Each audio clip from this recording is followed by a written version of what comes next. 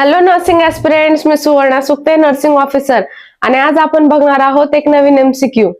आजचा क्वेश्चन आहे, a woman delivered a steel born baby at 39 weeks, had a miscarriage at 10 weeks, delivered twins at 35 weeks, and one is alive and is currently pregnant. What is her GTPAL, means obstetrical score? तर यात आता GTPAL म्हणजे काय, तर G means gravida, T means term, P means para और preterm, A means abortion आणि L means living.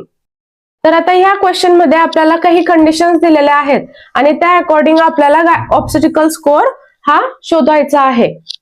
तर सर्वात आधी आपण समजून घेऊयात की GTPAL नक्की काय असते. तर G म्हणजे ग्रॅव्हिडा.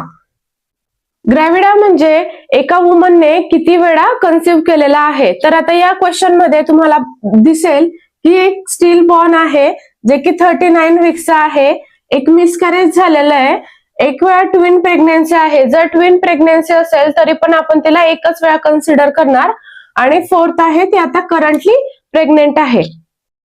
आता नेक्स्ट आहे टी. तर टी म्हणजे काय, तर टर्म. टर्म म्हणजे अबो 36 वीक्स जर बेबी डिलिव्हर झालं असेल तर त्याला टर्म बेबी आपण म्हणतोय.